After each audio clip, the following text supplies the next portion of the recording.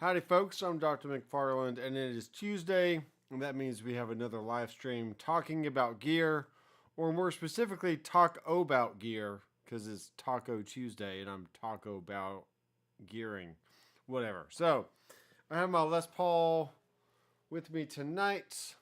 It is very, very pretty. I love the way the different angles show the curl and the maple top. Like over this angle, you don't really see it as much, which is strange. But as you turn it this way, oh yeah, it's really good.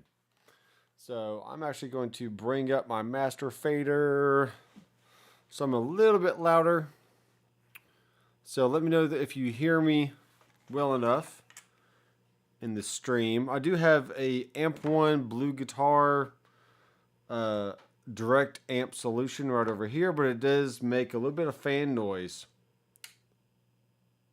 So I'm going to turn that off. And I do have my air running, a little mini split back there somewhere. So that way I do not sweat to death live on camera. So y'all come on in, let me know where you're from, and your name, and what kind of direct amp solution that you have. Whether that's, I know the Rev amps like the D20s are a good option these days. There's a Captor X, which does allow you to use an actual tube amp, and the Captor X acts as the load for your speaker output, and then therefore you run your tube amp into that, and then the output of that goes into your computer, and it gives you an impulse response and all kinds of cool options. And there's also the torpedo option and the two-note stuff, which is all the same product, or the same company, just different products. But yeah, I have the Blue Guitar Amp 1 here in front of me, and we can see that here. I'm not going to turn it on just yet. Because right now, I'm going through a mystery amp. That's not too much of a mystery, but I've had it for about a month or so, but I really haven't featured it on the channel yet.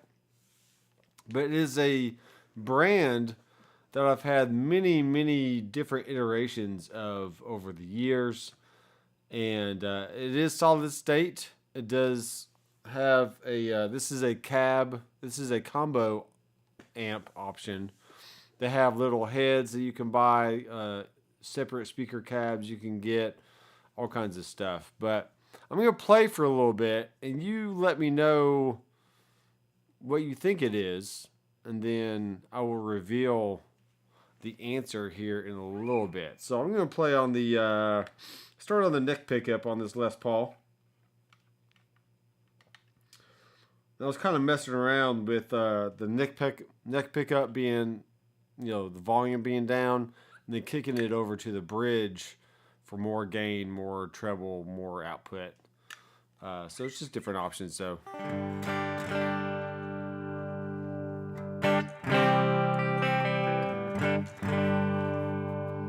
And to somewhat give it away, I'm plugged into the, the blonde input on this amp. So I'm not sure if you know what that is, but.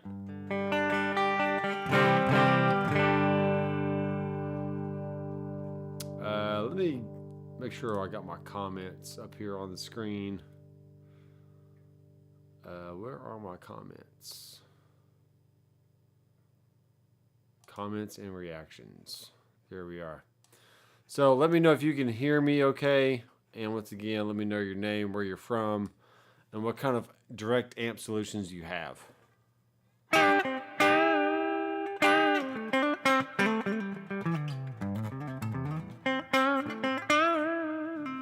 I will describe a little bit more.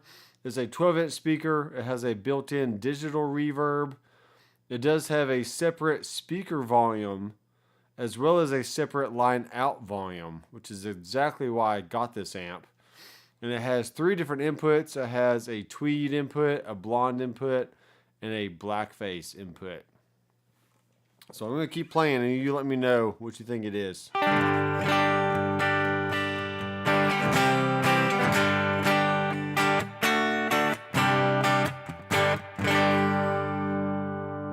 right, here's the bridge pickup.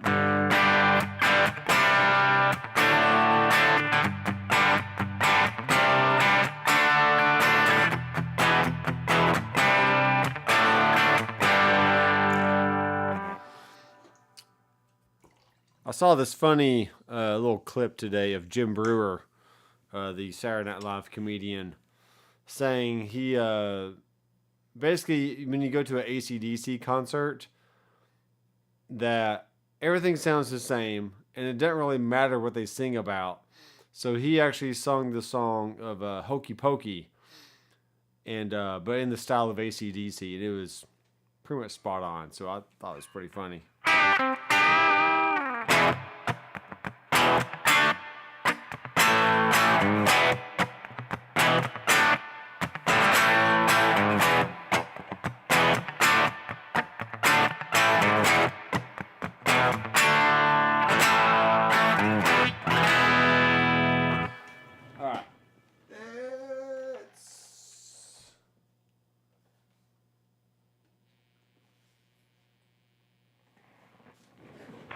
Turn the reverb down just a little bit, and I crank the gain all the way up so you can hear what the what this sounds like cranked.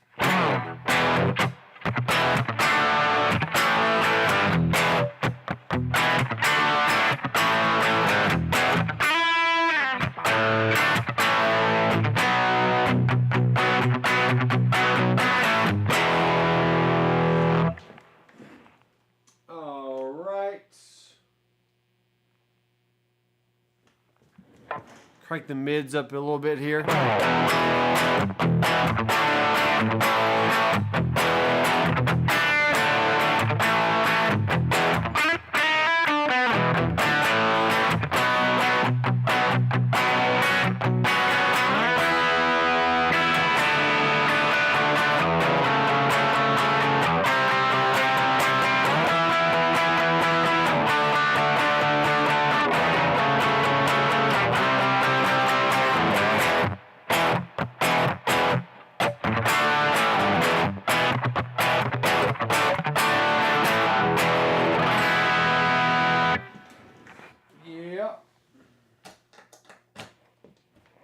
Alright, here's the black input. Not blackface, but black input.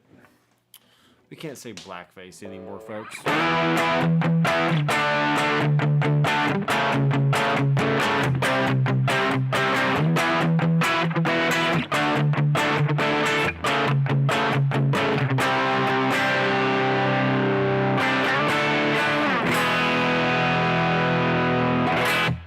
Yeah, I think it sounds really, really good. And let me see if I can move this over a little bit, maybe.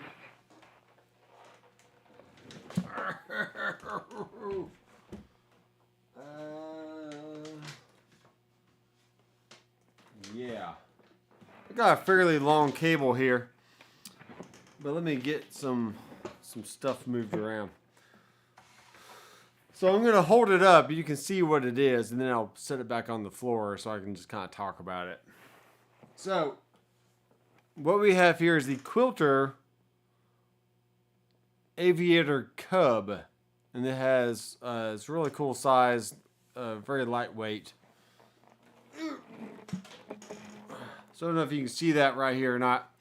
But this is the Aviator Cub, and it has a very simple layout. Not a lot of switching options. It's pretty much just meant to be an amp that you kind of set and forget. You just dial in a good clean tone or edge of breakup kind of stuff. And but it does have an effects loop, which is good for the 4-cable method. It does have a separate reverb, 3-band EQ, gain, and limiter, and I'll describe what the limiter is here in a bit. But the reason why I got this amp is it has a signal output, which means that I can control the volume of the line out and my headphones I'm not going to use both at the same time. I mean, I guess I could, but essentially the speaker volume, which controls how much actual volume is coming out of the speaker. I mean, go figure, right? I can have that all the way down for a silent stage, and then just use the signal output volume to send my level to front of house or to my recording software or whatever else I'm doing. And let me set that back down. Let me switch my camera here. There we are. So what you're hearing right now is essentially just my guitar going straight in, and then a cable going from the line output or the signal output going into a little direct box here, and then that's XLR going out to the input on the back of my Studio Live 24, and that's how you're hearing it on the stream. So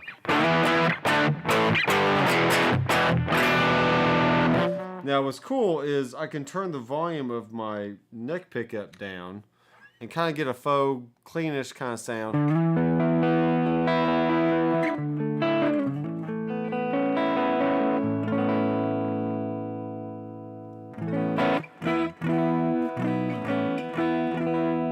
I still feel like these pickups are a little hot, or a little hotter than some of the other ones I have.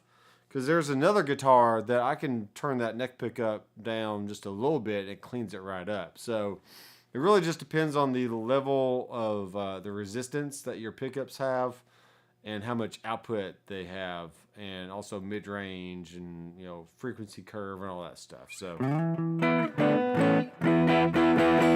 So as fun as that is, of just cranking an amp,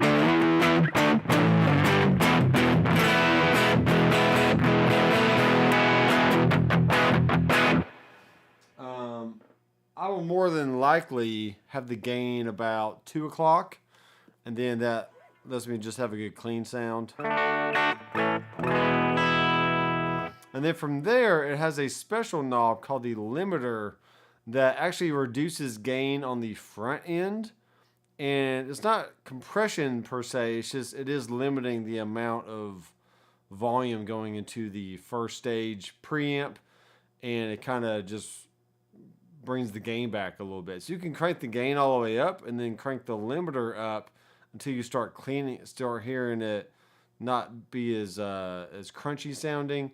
And it just adds like this weight and compression to your overall sound that I really like. So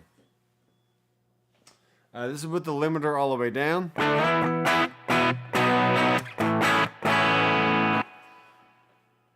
And then limiter about 12 o'clock.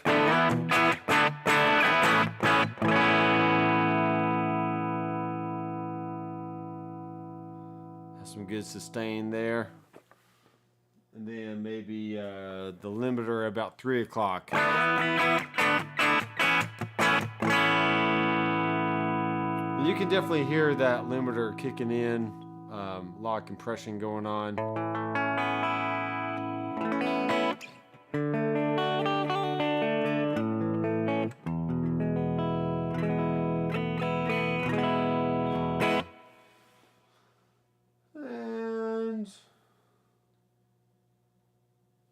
And then from there, you can just kind of mess with the EQ a little bit.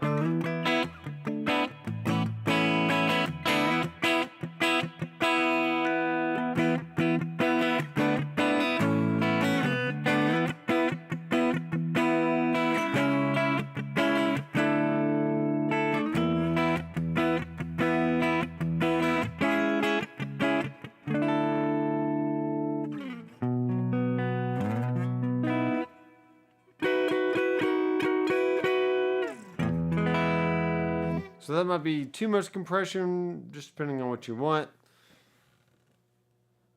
So just dial it back to wherever you think you want to have it. Now my pedal board that has the HX effects and 2 drive pedals and also an expression pedal. I have essentially taken a slot that I would be using the 4 cable method with. So I would essentially just use this amp just clean and rely on the pedals and or HX effects to provide all the dirt. And I'm perfectly fine with that. It's really just a matter of, hey, I need some stage volume, but I also want to control how much signal output I have going to the front of house or a recording desk or whatever. So that's essentially why you would buy an amp like this. Now, I do have a Boss Katana just back over there, and it does have a record out, and it also has a line out that you can use to send for recording or front of house, whatever you want. But it does not have a separate volume. I think it just has like a stock, always the same level kind of deal. No matter how loud you crank your amp, it doesn't attenuate the output, but it just sends out a separate signal, regardless of where your master volume is at. I think I haven't messed with it in a while, but here coming in September, I will be doing some more video series on different amplifiers that I have, like the Blue Guitar Amp 1. I have a Supro Delta King 12 over here that sounds really good. And I have the Boss Katana, and also now the Quilter Cub, Aviator Cub. That's what it is. I almost said Cub King, but that's not right. So.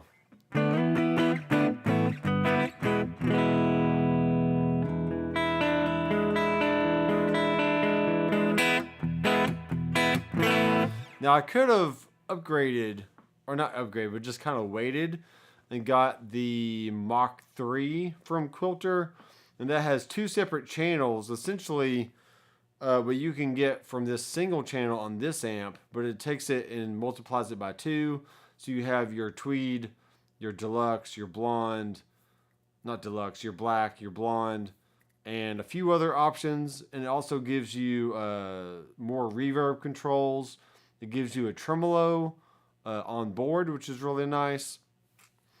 But the only thing about that amp I don't like is it has an Ethernet cable that you connect to a proprietary foot switch, and it doesn't allow you to change things via MIDI or with any other type of foot switch, which is kind of annoying. So, and plus it's getting closer to like in the $1,000 range, and with the limitations of the switching options, that just doesn't make it worth it for me. I'd rather just go with a digital solution at that point, like a Fractal, Headrush, Kemper, anything like that, and just use the amp on stage for like stage volume essentially, and just keep all the power going into the digital front end. I do have a twist up tonight that may or may not be healthy. You're about 41 grams of sugar. It's not that bad, right?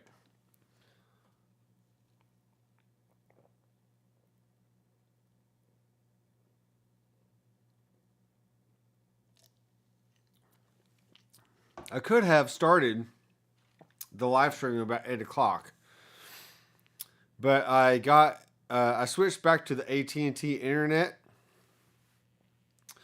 and I had not set up my Google Mesh router system. But regardless, I totally forgot that the computer up here was not reset to the new internet name and password. And then when I got up here, I was like, oh, well, that's all it was. I just needed to log in to the new name and password, and it would have been fine. Because technically, as of right now, I'm not even connected to my third Google Mesh point. But I do have the other 2 set up in the house. So after this live stream, I'll be sure to get the third one set up. And I do have the 1 gig speed. So let me go ahead and test that real fast. Let's just take a break from amps for a second, and let's do a little speed test. Speed test. Because I feel like what I do, I was having issues in the past with my RME setup and other things where the audio is all kind of weird. But I don't think it was internet related. It was just how much volume was being sent to the thing. So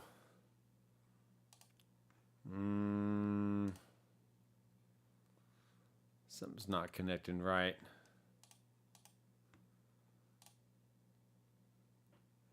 Speed test. Yeah, I'm not gonna worry about it. I'll quit Firefox for a second. All right, so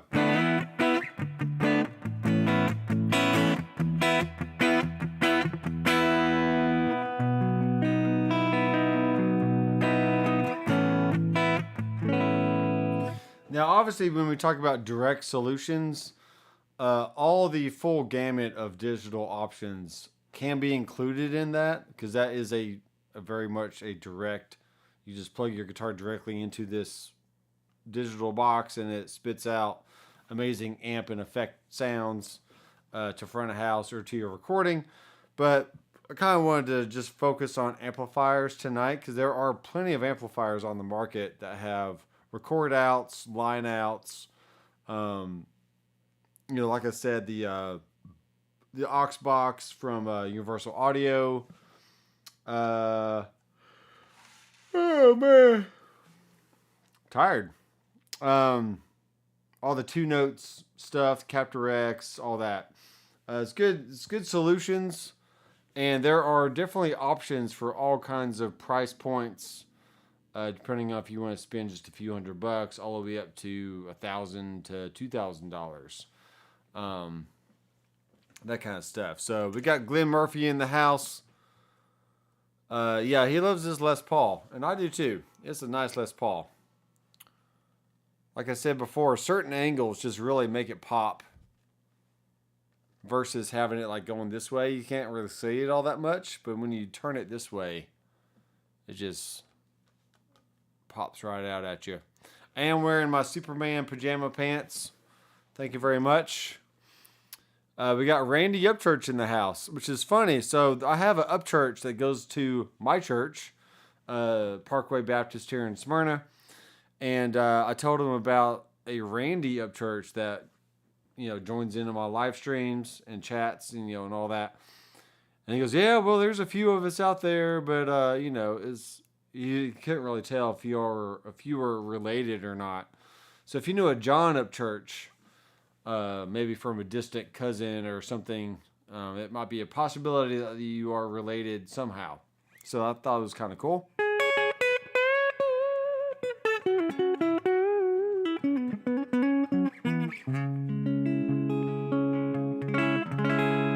I wouldn't mind if this amplifier had a tremolo option on there, because sometimes it's just cool to kind of just reach over and turn it on, and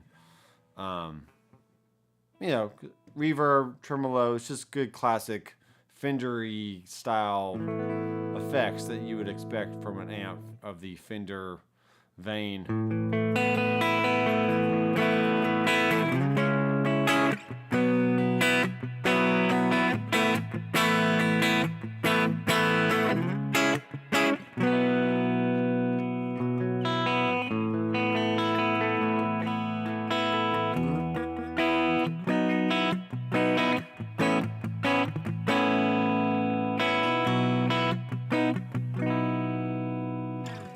Cool. All right. There is that. I'm going to keep this cable plugged in. See what I got going on here. Yeah. Shift some things around.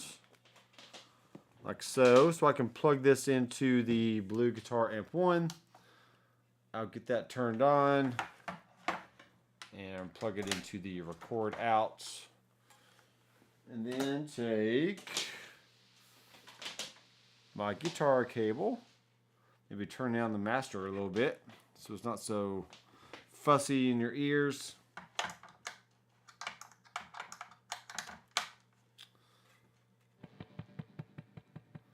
All right, so let me switch my camera view here. Yeah.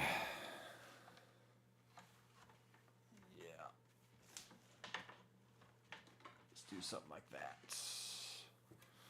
Something like that. So the Blue Guitar Amp 1 is a 4-channel amplifier, and it is an actual amp. It's not a pedal by any means. It does have a nanotube for the power amp section, and it does have a Class D 100 watt power amp. So that's why it can be like 2 pounds of weight, but it'll hang with the, your 100 watt Marshall heads and Fender Twins and all that stuff. It's just very, very loud. So I'm going to start on the clean channel here.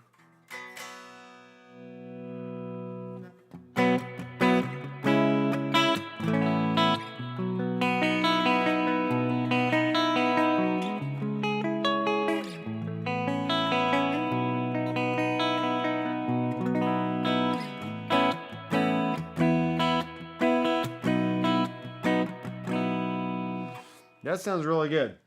I'm going to put the EQ all at 5 here. Yeah.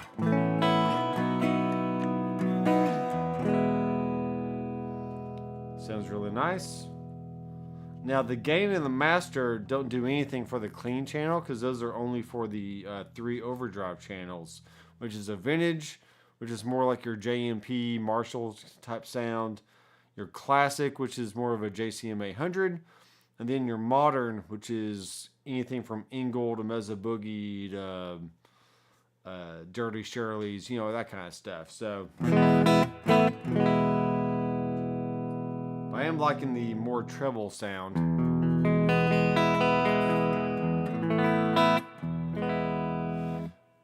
But when you share an EQ between a clean channel and an overdrive channel or distortion channel, sometimes what you like, the settings you like for your clean, is not always the correct settings for your dirty.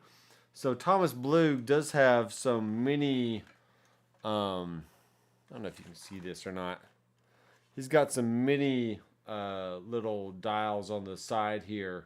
So you can control the volume and the tone for the modern, classic, and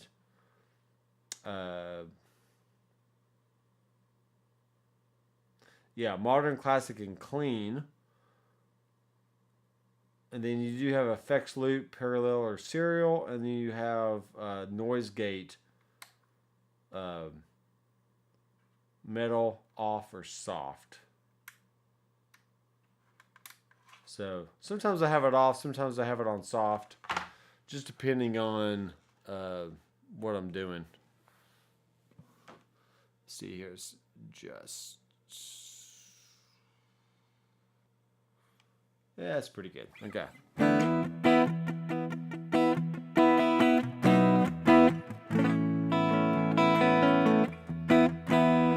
Alright, now that's a good clean sound. It is on 7 right now, which is pretty clean. I could crank it up all the way to 10, and then you get this kind of sound.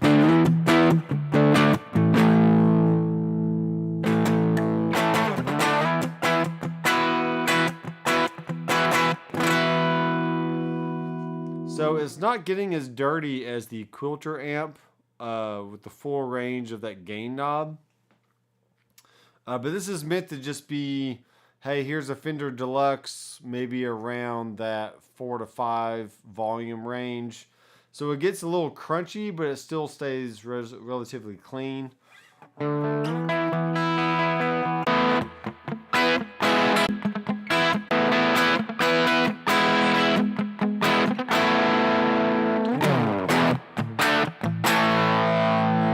Alright, I had a little bit of connection issue going on there, but I think I'm back. So we got the boost going on here. And it's not like a tube screamer boost, it's just good volume boost there. So I'll put it about in the middle. Something like that. Maybe kick it back down to 7.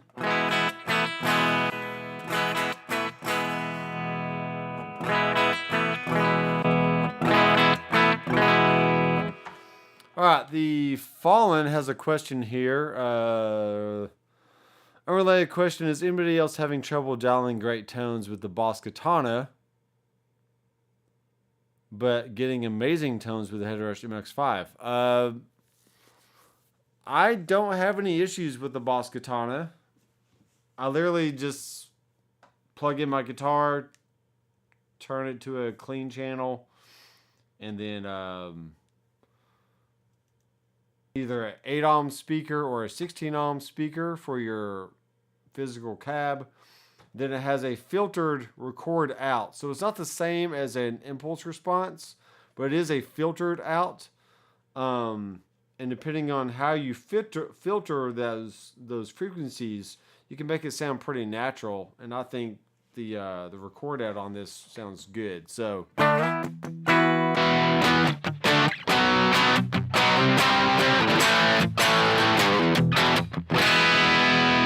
but this is a situation where the treble sounded really good on the clean sound, but maybe not so great on the overdrive. So I'm going to turn the treble down a little bit.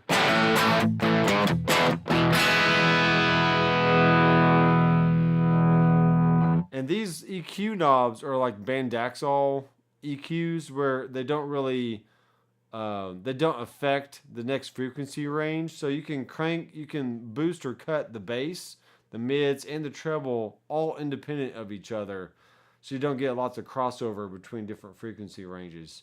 So let's just say, for example, I turn the bass all the way down, turn the mids all the way up, and leave the treble at 5.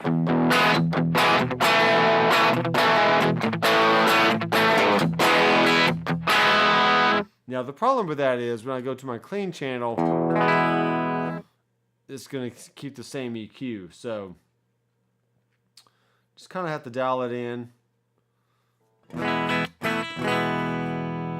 Like so. And we do have a little mini toggle on the side here, so I can make it all the way bright, so fully clockwise.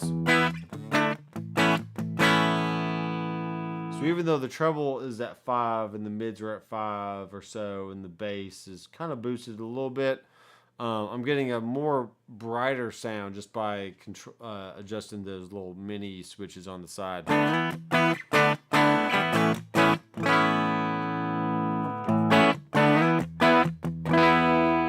Yeah, that sounds good. Checking some comments here. Yeah, we got the Upchurches in the house. Whatever. I did see I had a little internet outage there, but I'm back with a vengeance. So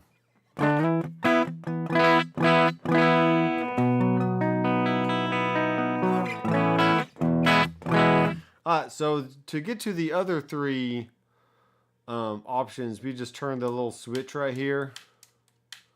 So that gets me over to the classic position, and this is more like your JCM 800.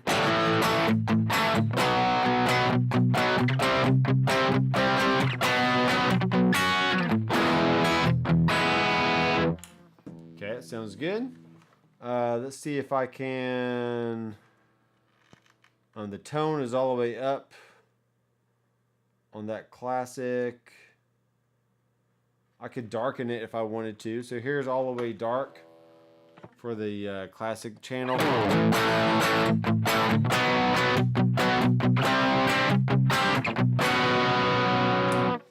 That sounds good.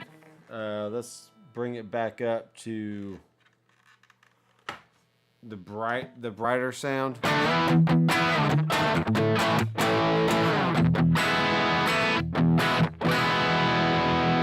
That actually might be the opposite on that one. This might be brighter going this way. Yeah, so interesting. So the boost is in reverse to the other switches. So I have to go counterclockwise to get a brighter sound. But for the boost, I have to go clockwise to get a louder volume. It's just very interesting.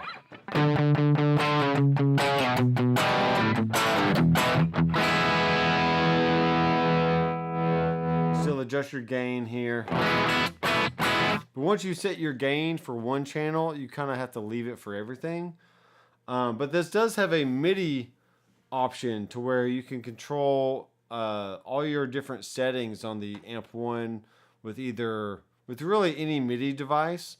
So you can use a Morningstar, you can use a HX Effects. A lot of people use a Boss MS3 because it has some good overdrives, delays, reverbs, but you can also send PC and CC MIDI messages to the Amp 1, so you can control gain, power soak, channel switching, volumes, all kinds of stuff. So it's very, very versatile amp. So you can make it as easy as you want or as complicated of a setup as you want. Or not complicated, but just you can have way more options.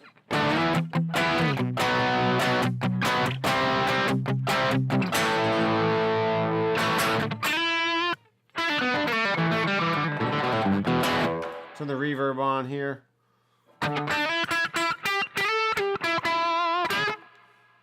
Sounds good.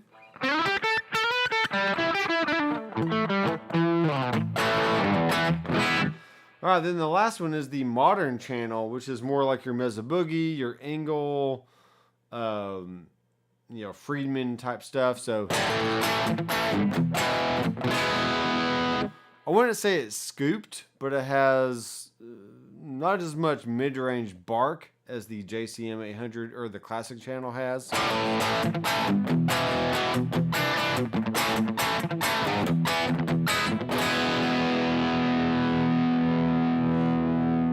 Line me up here in the camera.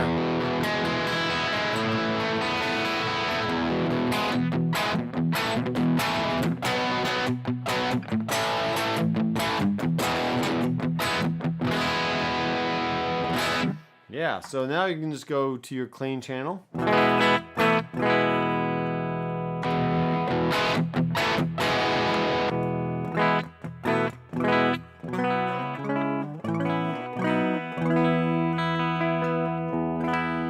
And you can use any kind of boost pedal you want, tube screamer, any of the exotic effects types, just whatever boost you want. Delays, reverbs, modulations before or after the preamp or the effects loop. Just some good sounds.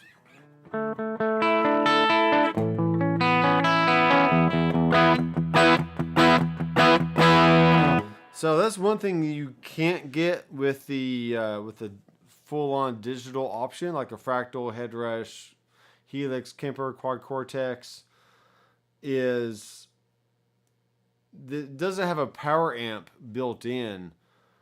So even though you can use all those devices for the preamp sounds, you still have to have a way to amplify that sound. And with a Quilter amp or with a Blue Guitar Amp 1, this is your amplifier. And you can just make this be a power amp going into a cab or by using the effects return.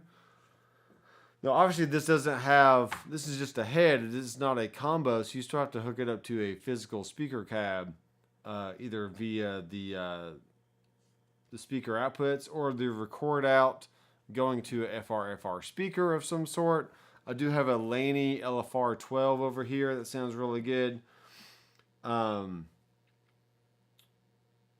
if you're going for a silent stage, then maybe an Amp 1 is not your solution, because if you can just go direct with the digital option, why would you need some kind of amplifier like in between your sounds? Like, unless you just think it gives you that last 5% of tone that you're looking for. But to me, if you're going to use an amp, you're going to want to have some stage volume with it. That's kind of the whole point. Otherwise, you just go direct with the digital mauler and let the sound guy push some volume back through your floor wedges or something. Yeah, so it's just so many options these days. But if you just like having an amp and the simplicity of having amps and not having the menu dive with all the digital stuff, then Quilter, Blue Guitar Amp 1, the Rev D20 stuff is great. And let me actually go to a web page here. And let me bring up, let's see if Sweetwater has the Rev stuff. They might. This is a 4K webcam. It doesn't look the greatest, but it looks pretty decent. Let's see here. Yeah.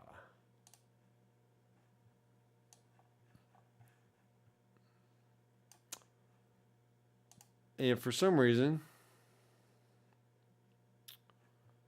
I want to be able to add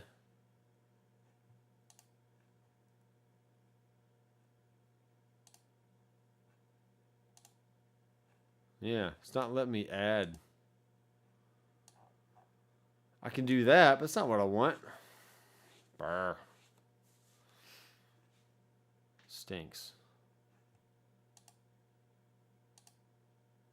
Anyway, that should work. Let's do a Rev.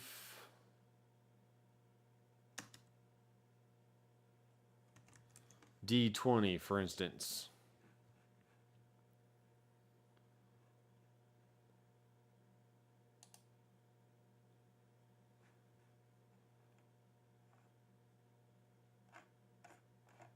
Actually, it needs to be 2 Vs. 2 Vs. There we are. So a D20 20 watt down to 4 watt tube head. But these things are $1,200. They better sound really good for that price. You can get a used one for $1034. It's not too bad. But looking at the back of these things, let's click on this a little bit here. We do have a MIDI in, cabinet lighting, it's interesting. Torpedo embedded by 2 notes. So you do have a balanced line out or balanced output. Ground lift, USB. So you can do very much direct recording with that, with the USB port. And then essentially the amp becomes your audio interface. You do have an effects loop and a speaker output, 8 ohm or 4 ohm, and you can either have it set to internal load or speaker load. So it's a cool amp. It does lots of things. If you want to spend $1,200, then that is an option for sure. You can switch between 20 watts and 4 watts, pre or post, which may be having to do with the headphone, possibly. I'm not sure. You do have 6 different virtual cabinets you can choose, which is really neat. And you just have a gain, treble, middle, bass, and volume. And you can pull the gain for a boost. So you don't get channel switching with this, but you do get some pretty good options here. I feel like there's a Rev G20.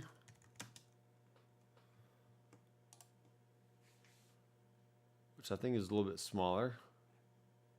Keeps it on the small side. This is $1,249. And what I'm really looking for is some way to switch channels, going from like a clean to a dirty. But that's not what these are doing.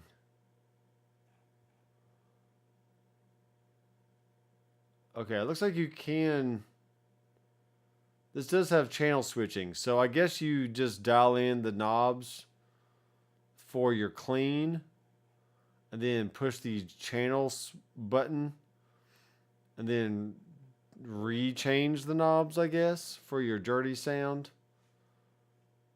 Headphone level.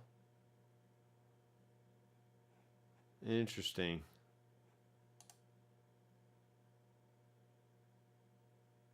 Yeah, there is a foot switch there, so you can change channels on it.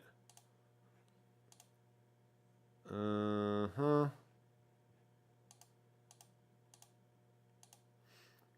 So that might be a good option for some people if you just have to have an amplifier.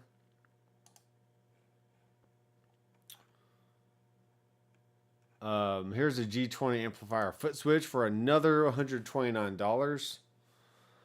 And this gives you the mode 1, 2 notes reverb, and a wide switch. Yeah, I still think if you're going to spend anything over $1,000, you might as well just get a digital mauler and maybe some kind of FRFR option and just do that. But if you just have to have an amplifier, there's tons of options out there. So let's see what Randy has said here.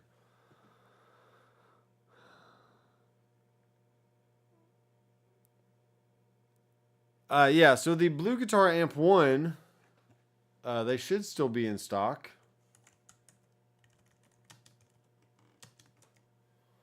These are around $800,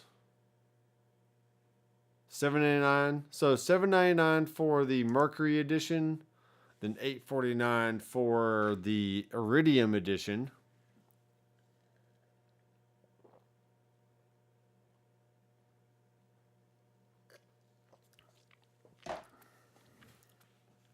Got my drink tonight. And you can find these used for around $5 or $6 or so. So if you just have to have an amp and you want to keep things simple, you can get one of these. But you still have to combine it with a speaker cab, which could be anywhere from $200 $500 more. So you're still spending around that $1,200 mark for one of these and a speaker cab. The Quilter Aviator Cub I got for $500 used on Facebook Marketplace, and I felt like that was a good deal. See, they have a demo for $679, so that's a good option. I do have a Blue Guitar Nano Cab over here that I paid about $400 off a reverb.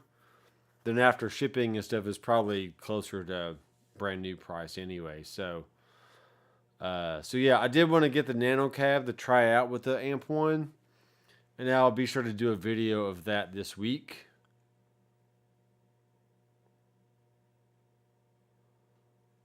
Curtis Chavez is in the house, and he says, I think you are looking for channel switching in a tube amp with built-in IR capabilities. Sir PT15, that is also an option.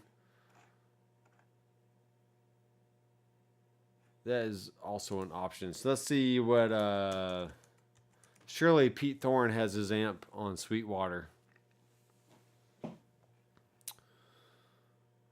And we have Reverend. We have Victory amplification. So these are way more expensive. And I'm pretty sure this does not have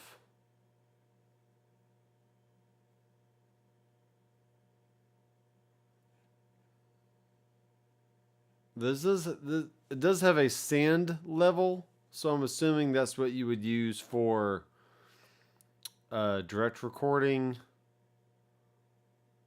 effects loop, and reverb on or bypass.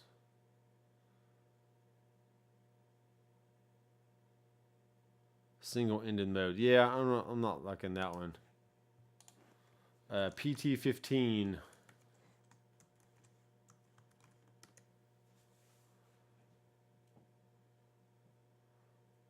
See if this comes up. at all.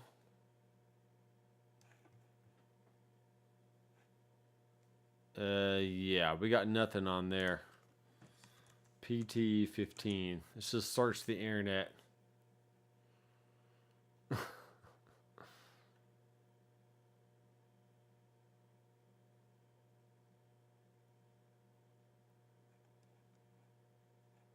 Where can you buy it? Do you have to? But I'm back. I'm back with a vengeance. So, yeah. So if I cut out there at the end, I was showing you the Pete Thorne option, and it was $2,800 for the IR loader version versus $2,199 for the non-IR. So, if you're spending that much money on an amp, and you want to get a speaker cab, and you want to get more effects like delays or reverbs, like a full-size pedal board, I mean, you're really, this is my personal opinion, you're better off just getting a digital modeler, like a Headrush, Fractal, Helix, Quad Cortex, Kemper, anything like that, and spend the same amount of money and get a good direct solution that you can use for live, for recording. All you have to do is just send your signal to the front of house, and they can pipe your volume back through a 4-wedge or your in-ears or something like that, and not have to worry about an amplifier. I know going through tubes is very glamorous. There's a lot of snobs out there that say tubes are just way better than digital, but the price you pay versus the convenience, I don't think really adds up. It's my personal opinion. So,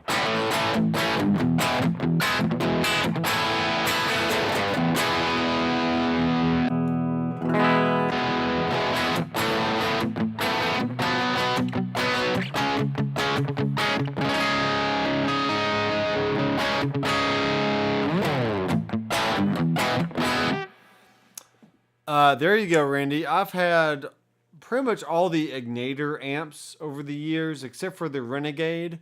But I had the Tweaker 15 and the Tweaker 40. I had the Rebel amps. Wait, what did you just say? Which one? It was the Rebel 20 and the Rebel 30.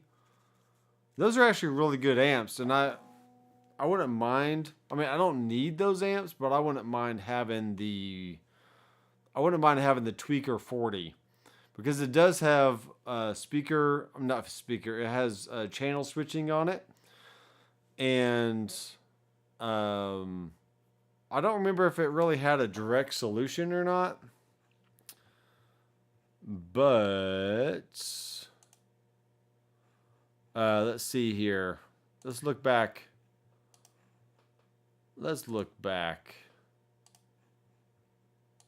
Come on.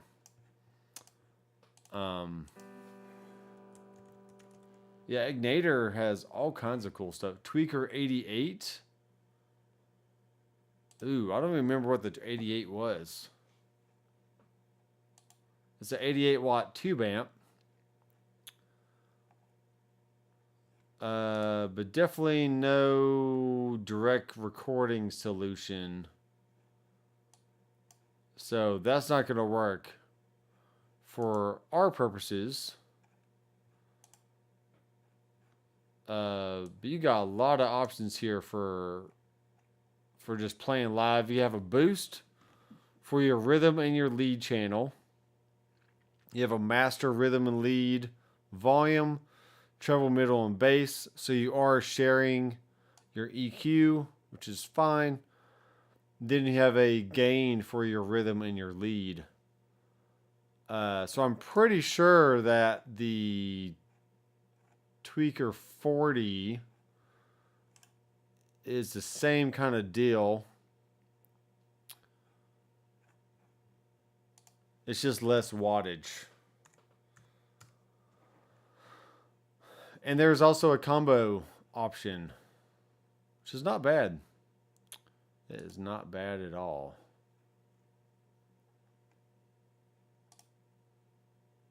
Yeah, this gives you a foot switch for channel and effects. Master 1, Master 2, you can go vintage or modern per channel there. Shared EQ. Then you have a gain for each one. So you have a really, but you do have a tight and deep, bright and normal, hot and clean, mid-cut, normal. So you can really shape the sound however you want for your clean and your dirty sound. And then you can still do the 4 cable methods. You can have, a tube screamer going into your overdrive sound, but maybe a chorus or a flange going into your clean or something. It's just a matter of,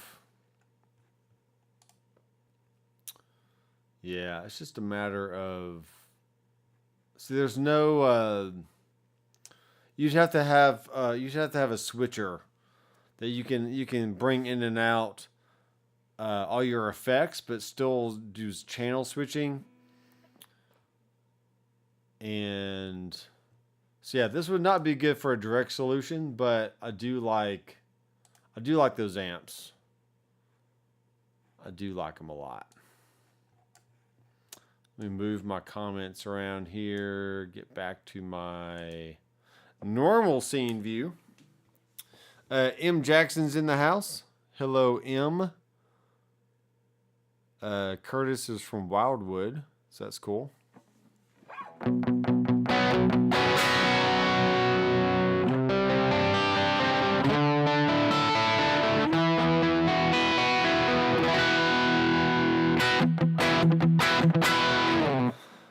Randy, you could technically go send out of the effects loop on the back into an impulse response and send that to front of house, but then you're not using the power amp section of your amplifier.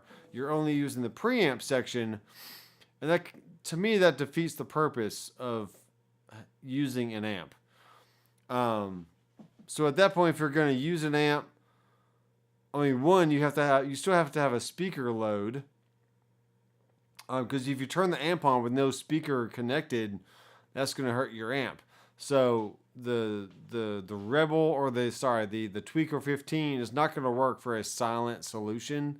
You still have to have a speaker hookup to it, and at that point, you're just going to put a mic in front of the speaker cab, and that's going to be your stage volume and whatever. So if you're thinking about using it for church, that may not work unless your church allows for some stage volume going on. Now, showing up to any gig at like a bar or club or outside venue, they'll be fine with you cranking up your amp and just micing it with the SM57 on stage. But yeah, for a silent solution, that would not work for sure.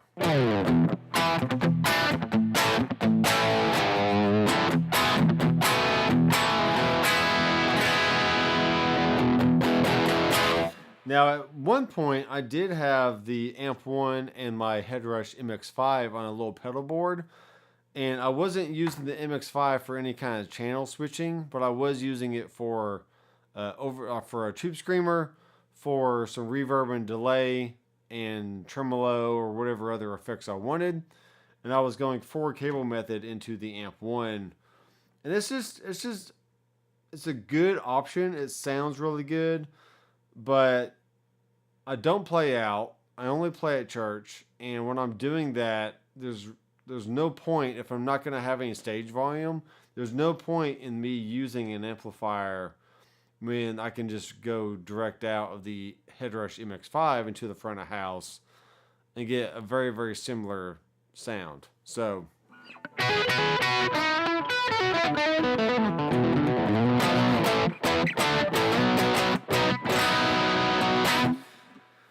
but on the flip side of that, if you are really just bare bones player, you don't like digital mauling for the fact that you have to go menu diving and doing all the tweaking and stuff. If you want to use this as your main amp, just because it's just dead simple, and then use some kind of modeler for your delays and reverbs and overdrives and stuff like that, I think that is a good option. Because you're kind of keeping the mindset of, hey, I'm using the amp for what it is, and I'm just kind of sprinkling in some effects here and there on top of what the amp is already doing, instead of trying to do all this crazy routing and all this other stuff. So I did have a Boss MS3 that was very, very good for that.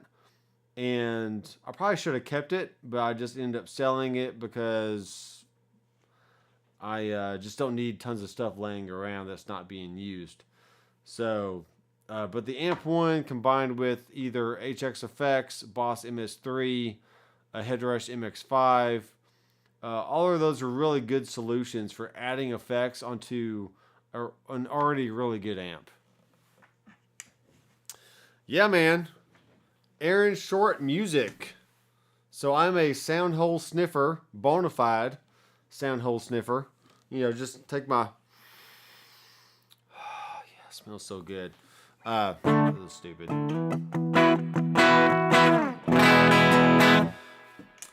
I have thought about Aaron getting back into some classical playing, but that means I need to regrow out my nails and possibly do some kind of like gel tip type nail thing going on, so I don't break my nails as often, and really get back into my finger style classical type playing. So I might do a video on that here in the next month or so after my nails grow back out, and maybe show some tips and some different options for players that want to get into classical guitar, but maybe you've only played rock and country and blues your whole life and never really gotten to, like, you know, sitting down with the guitar and, you know, playing like this kind of deal. So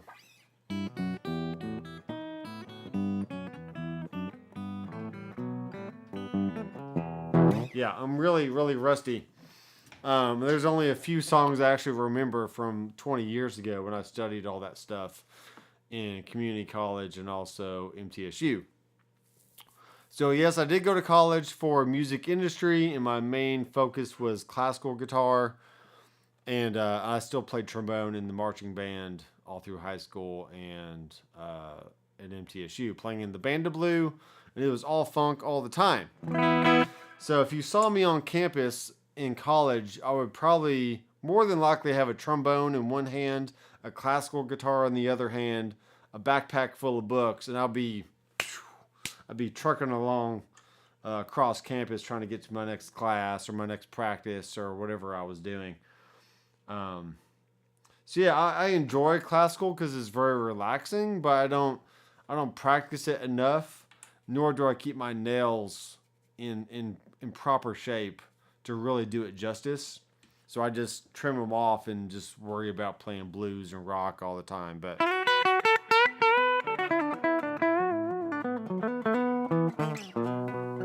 I wouldn't mind having about a 30-minute-ish repertoire built up, so I can go play like weddings or like, you know, private events where they just need some good background music, some pretty classical guitar background music.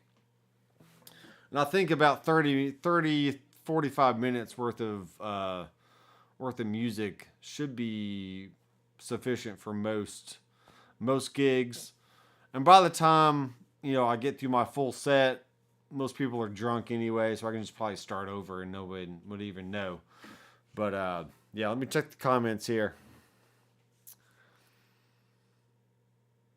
It's a little bossy, but quite nice. The Boss MS3. Yeah, so Randy, if you have the Boss MS3, I mean, it's really a good solution. It does not have amps built in, but you could take your Boss MS3, run that into your Ignitor Tweaker 15, and you got some good sounds going on there. You can have your dirt stuff. You can have all your wet effects into the effects loop of the amp. And yeah, you're not going to get a quiet stage solution with that. But just keep the volume down, the master volume down a little bit, so you don't have as much volume on stage. Just put a mic in front of the cab, and you're good to go. So I think it's a good solution, or it's a good option for people that want a real amp, some kind of multi-effect option or solution, and maybe a small speaker cab. You can show up to any gig you want, play anything you want, and at that point, just let the fingers do the talking, man. Let the guitar do the rocking, and the fingers do the talking. That's gonna be a t-shirt coming in. Let's see. M. Jackson I'm going back through the comments here. Does Headrush stand up against the Helix? I would say yes. Pretty much all digital maulers nowadays sound really great. And depending on the level of intricacy and flexibility that you need in your setup, can really determine which way you want to go. So I have over here to my left a Fractal Axe-Fx 3, a rack unit, which they're all rack units, then an FC12 foot controller, and a Laney LFR powered speaker. And that alone right there is about $3,500. Now, for what I do, that is way, way overkill. But I got this set up so I can do some videos with it, and then I can always sell it off later if I want to. The next thing down from that is you got your quad cortexes and your Kempers, which is if we're talking brand new prices, they're around that $1,500 to $1,800 range, and that's not any worse or better than Fractal. It's just different ways of doing things. You have your profiling and your capturing technology, and you have built-in models, built-in effects that already sound really good. And then I would say your Headrush and Helix are more for your consumer, your mid-consumer grade products. They still sound really, really good, but do they sound better than Fractal? No. Do they sound better than Quad Cortex? That's debatable. This all, at a certain level, this all very subjective kind of stuff anyway. Helix does have better MIDI implementation. It has way more amps and way more effects than the Headrush does. But that doesn't mean that one sounds better than the other, or one is actually better than, Headrush is better than Helix, or vice versa. It's fun making videos, doing little shootout stuff, comparing and contrasting different options. But it's just a matter of, tons of people have the HX Stomp because it's small. It can fit into your pedal board, and it can be your amplifier. It can be your reverb. It can be your delay. You can have tube screamers in there, whatever you want. But you can still integrate it with your other pedals. Then you have the Stomp XL, which is a little bit wider, and it has a few more switches. Then you have your Pod Go, which is slightly limiting on some regards, but it still has it has the exact same sounds as the full-size Helix. And then you have the Helix LT. Then you have the Helix Floor, which is your flagship Helix product. And it just depends on what you need. Do you need tons of MIDI flexibility? Then I would probably go with the Helix. But if you really want a touchscreen and don't want to pay full price for a Quad Cortex, then maybe a Headrush Gig Board, or the new Headrush Prime, or even a Headrush MX5 would be a really good solution for you. So I don't think it really matters which one you choose. It's just you have to look at the pros and cons and the feature set of each one, then just make your decision based off of that. So I did have a Helix for a short time earlier this year, but I decided to sell it off. just because I was going through my kick of trying all the different digital maulers, and I did like the Helix, but I kind of prefer the amps on the Headrush, but I prefer the effects on the Helix. So, maybe if you got an HX Stomp and use the Headrush MX5, you can incorporate them both into one little system and kind of get the best of both worlds. But, whatever one you choose, it's not going to matter to me. And we all say that the audience doesn't care. As long as you're inspired to keep playing and keep practicing and creating music, then the gear is really just there to help you amplify and bring to light whatever creative juices you have in your brain flowing through your fingers and out into some kind of speaker so people can hear you. So that's essentially what that is. Let's see, looking back through the comments here.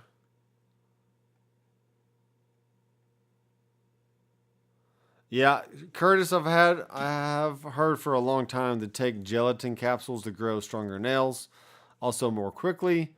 Clear nail polish will help keep your nails from cracking so easily. I've tried all that stuff. Maybe not as consistently as I should have, but I've definitely for years was painting. Like I would go to Sally's Beauty Supply and buy the nail files and the nail strengthener stuff, put on my nails, and it just never seemed to really do anything. I do feel like my nail bed, the pink part of my nail, is a little small compared to where it probably could be, because I did bite my nails for years growing up. And so when my nail grows out, like there's like a little hook on my pointer fingernail, and then the nail on my ring finger is just a little thin. So I might look into some gelatin capsules at some point. But I could just go buy a gel, acrylic gel, not acrylic, but just the gel nail kits. And what you do is you essentially just brush it on and then put this little piece of paper underneath your nail and then kind of extend it out a little bit. Then you put your fingers underneath this UV rays, not UV, but like this purple light kind of deal, and it makes it harden. And then you can take the paper off. You can start shaping your nails however you want. And then some people say it usually lasts around 4 to 6 weeks. So that would be an option now that I'm in a job situation where I don't really use my hands for physical like grabbing and tons of activity. Most of the time I'm just sitting behind a computer at a desk answering emails, phone calls, kind of plucking on some guitar stuff from time to time, testing software at my work. So I can probably get away with keeping my nails looking pretty good for a reasonable amount of time. I am playing softball right now with the church league here in Smyrna, and so that would probably get in the way of throwing and catching and all kinds of stuff. But yeah, I have some other solutions I can do some videos on here in probably like another week or two once my nails kind of grow back out. I can get out my little nail kit that I have and show you some different options that I have that I can get back into some classical playing relatively quickly and easily without having to go like permanent nail replacement or whatever else. So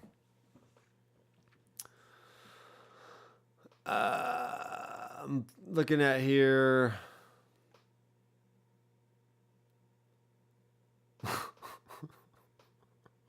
Randy, more is not always better. Example, really fat people. Well, fat like Cindy Crawford, I always like to say. My nails are like talons. I was something else in another life. Yeah, some people are just born and blessed with very, very good nails. They have very hard nails and they can grow them out really long if they need to. For classical playing, it's good to have a good thumbnail, because so you can get a good angle and just use your thumb for plucking the string.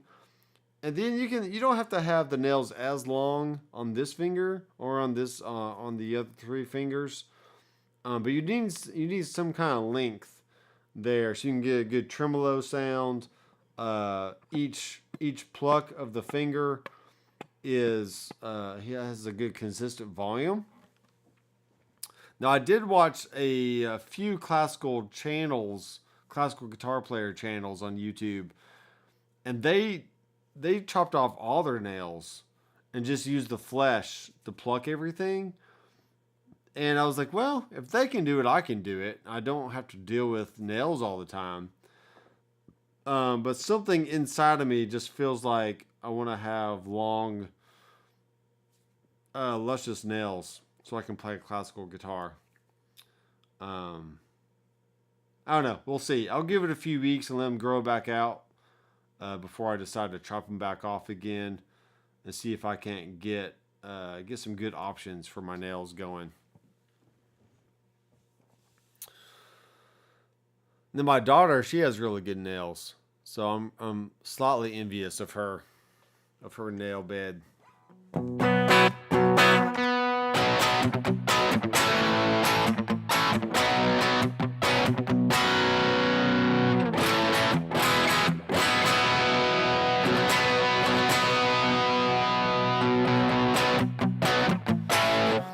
I don't know why I sold the Boss MS3, by the way. The Helix, the Line 6 HX Effects has much better spillover options than the MS3 did. So what that means is when you stay within one preset, you can tell the MS3 to, when you bypass the delay, for instance, you can have it keep spilling over. Well, that's all well and good, but when you start switching from one preset to the next, that's when the delay stops. Unless you just have the same delay on for both presets. But as soon as you turn off that delay, the spillover, there's no spillover between presets, and that was a deal breaker for me. So with the HX Effects, when you swap between scenes, you can have good spillover. And but most of the time I just kind of stay in one preset, and you have a few more options to change sounds with the HX Effects than I did the Boss MS3. So that's why I ultimately sold the MS3 because of those limitations. But other than that, the MS3 is a good option if you're okay with some of the limitations that it has as far as switching and spillover between delays and reverbs and all that different stuff. So I mean, that's very, very similar to the fractal world. You have no spillover really between presets, but as long as you stay within 8 different scenes that you have within the preset, you can have all the spillover you want. So most people will just make one preset maybe per song, and then just use up to 8 scenes to switch all the different sounds around, from like the clean amp, the dirty amp, delay on, delay off, tube screamer on, tube screamer off, stuff like that. So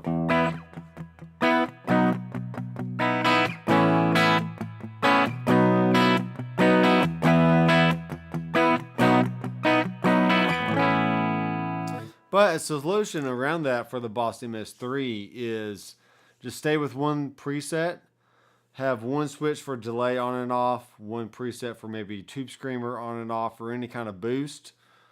And then you can also use it for channel switching. So I feel like between the first 2 switches, you can do drive 1, drive 2. Switch 3 can be your delay. Then maybe switch 4 can be your tremolo or a chorus or a phase or flange. And you can have an always on reverb. And really just stay within that one preset, and have all the sounds that you would need for a good basic setup. And also with the Boss MS3, you have your current number switch option. So the same switch that you use your delay for, you can also use the same one for the tap tempo. So you don't need a separate tap tempo switch. You can just keep the, you can set it up for your current number to be tap and also delay bypass. So that's pretty much how I had mine set up when I did have it. And that works pretty good just for a very bare bones basic solution. So all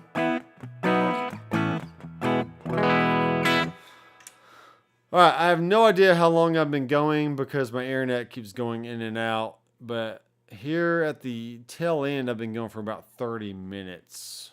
So not too bad. Yeah. It's about 10:44.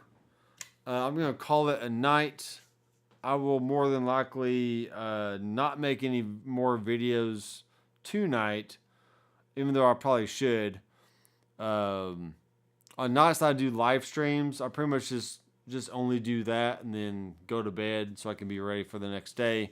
But probably tomorrow I'll get up here, get my I have a Canon M50 for my overhead shot, my Canon 90D over here, which I have it not pointing to right. Here I am, right here. So there's the Canon 90D here in front of me. I would really like it to be over in the screen area, but there's just not a good placement for that. So probably have it off to the side. It's perfectly fine.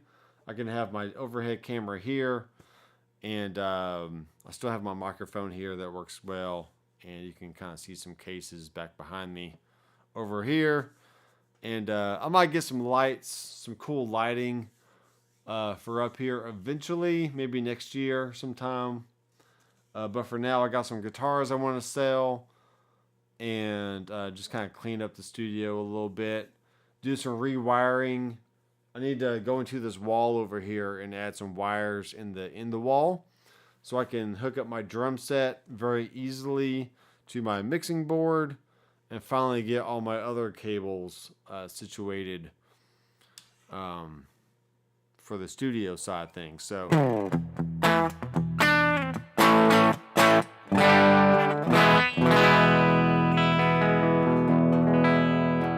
yeah, I think it sounds good. So thanks guys for watching. Be sure to subscribe down below. I have a goal. My new goal is to get to 25,000 subs. Maybe by the end of the year, maybe by the spring of next year.